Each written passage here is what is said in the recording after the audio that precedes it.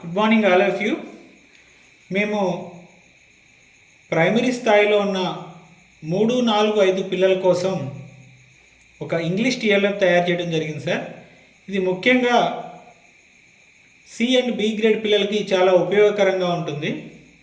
అందులో తెలుగు మీడియం నుంచి ఇంగ్లీష్ మీడియంకి వస్తున్న పిల్లలకి మరింత ఉపయోగకరంగా ఉంటుంది సార్.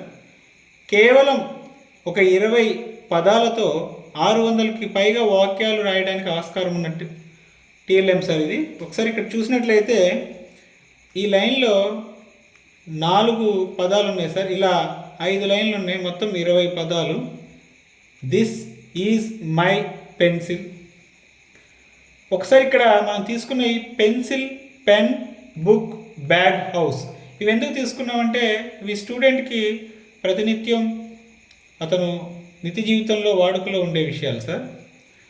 ఇప్పుడు మనం ఈ 20 పదాలు కనిపిస్తున్నాయి కదా సార్, ఇందులో వాక్యాలు ఎలా తయారు చేస్తాం ఎగ్జాంపుల్గా చూద్దాం. This is my pencil, this is my pen, this is my book, this is my bag, this is my house. ఇలా రాస్తే సార్ ఇక్కడ చూద్దాం, ఇలా 5 సెంటెన్సెస్ వచ్చాయి. అలా దిస్ ఈజ్ అయిపోయాక మైతో అయిపోయిన తర్వాత దిస్ ఈజ్ హిస్తో తీసుకుంటాం sir. Same this is his pencil, pen, book, bag, house. అలా హిజ్ అయిపోయాక ఇలా ఈ రో అంతా మై, హిజ్, యువర్, అవర్ ఇలా ఈ రో అంతా తీసుకుంటాం సార్.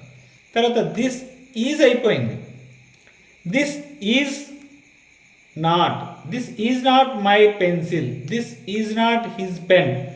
ఇలా this is not your bag, this is not our house.